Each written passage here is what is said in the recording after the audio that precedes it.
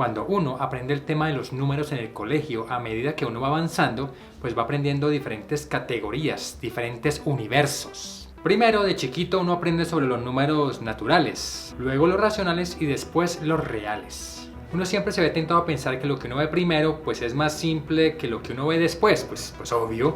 Pero ojo, esto al parecer no es tan cierto. Los números naturales que uno pensaba, ay, eso es cosa de niños, son conteos, cualquiera, son más complejos de lo que uno cree. Hoy el matemático Alf Oncius del Departamento de Matemáticas de la Universidad de los Andes nos contará acerca de su investigación y por qué los números son como universos diferentes. Muchas gracias Alf por participar en Seneca Divulga.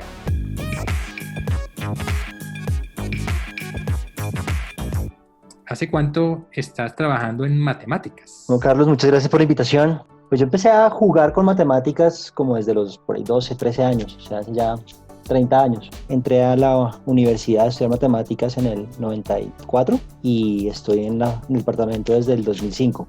¿Y cuál es tu área de especialidad dentro del mundo universo de las matemáticas? Yo trabajo en un área que se llama teoría de modelos. Técnicamente es una subárea de lógica matemática, pero a mí me gusta mucho más las interacciones con álgebra y un poquito de geometría. Ahora sí hablemos un poquito sobre lo que tú haces. Habíamos hablado antes un poco sobre este tema porque me parece fascinante y es considerar los modelos de los números como universos diferentes. Pues cuéntanos un poquito a qué se refiere eso con universos diferentes. Entonces digamos que las categorías, los universos más usuales en nuestras vidas, primero son los números naturales, que son simplemente los conteos, los que aprendemos cuando somos muy pequeños, 1 manzana, 2 manzanas, 3 manzanas. Después, pasando por los negativos que son chéveres pero no tanto, pasamos ya a los racionales, a las fracciones.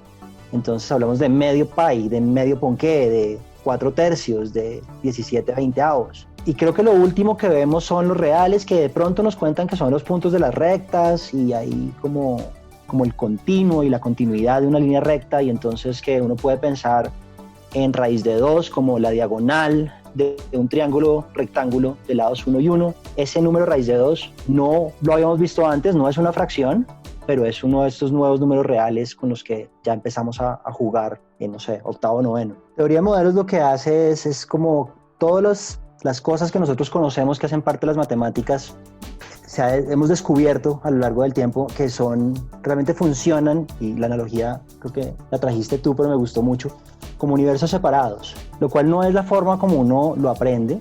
Entonces, cuando uno está pequeño, uno piensa que los números son 1, 2, 3, de repente le meten el 0, y llega un punto, todavía pasa que hay preguntas complicadas, y ahí voy ya a los universos. Si 4539 es un múltiplo de 17, eso es una cosa que poca gente puede responder sin coger papel y lápiz y probarla, pero la gente que ya está como en cuarto, quinto de primaria le preguntan, ¿será que hay algún número que multiplicado por 17 de 4539? Dice, sí, pues la fracción.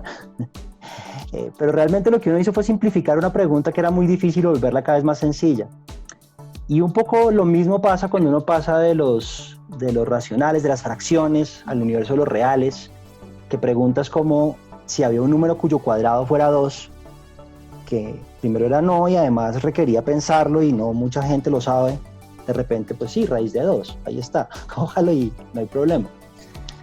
Y lo que hemos descubierto a lo largo del tiempo, sobre todo el primer gran cambio en esta ideología, se lo hizo un matemático muy famoso, quizás el lógico más famoso, que se llama Kurt Gödel, que demostró que eran esencialmente diferentes, que los números naturales, esos primeros que pensábamos que eran poquitos y que no eran tan interesantes, tienen una complejidad mucho más alta que, por ejemplo, los números reales. En el sentido, por ejemplo, en que yo puedo programar un computador y si me dan suficiente tiempo y toda la energía del universo y todas las cosas que pueden ser problemas técnicos, el computador me puede responder todas las preguntas que tú tengas sobre los números reales, pensado como lo que llamamos un cuerpo, con la multiplicación y la suma.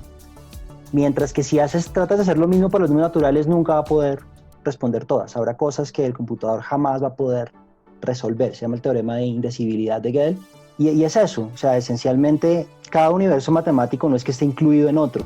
Y de hecho, según lo que uno sale pensando en el colegio, pasa lo contrario. Los universos matemáticos que uno creía que eran más ricos porque se los enseñaron después y había que pensar un poquito más en qué era, resultan ser los más sencillos, en cierta forma. de una forma muy formal, o sea, uno puede demostrar que son más sencillos. Y uno puede contestar entonces preguntas sobre el universo utilizando estos diferentes universos. Claro, y también te dice un poquito bajo qué contextos vale la pena mirarlos. Entonces ahí es donde entra la relación de teoría de modelos y otras áreas de matemáticas, porque puede que haya preguntas que cuando las planteas pertenecen a un universo más complicado, análisis es de los más difíciles, pero que tú puedes hacer modificaciones para volverlas a plantear en un lenguaje, un universo distinto, que ya teoría de modelos ha demostrado que es más dócil, que es más sencillo, y entonces te muestra un camino para hacer demostraciones, que últimamente ha sido de las grandes aplicaciones de teoría de modelos a otras ramas de matemáticas. Alf, mucha gente le causa, no sé si te ha pasado cuando te preguntan, ¿usted qué es? Y dices matemático, que la gente como, ¿qué hace un matemático? ¿Cómo es un día a día de un matemático?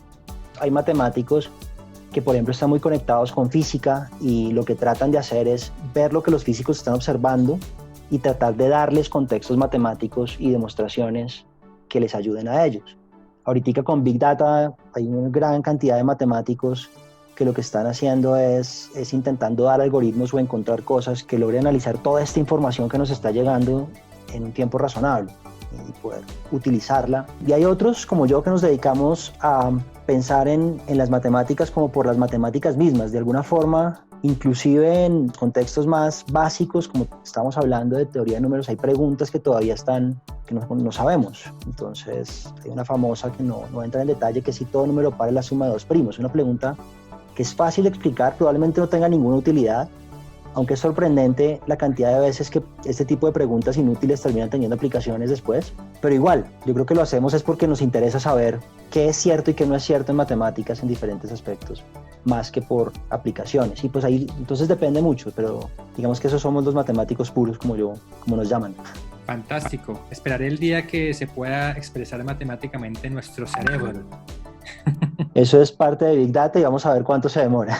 Bueno, Alf, muchísimas gracias por haber participado en Seneca Divulga. Muchas gracias por la invitación, estuvo bastante chévere.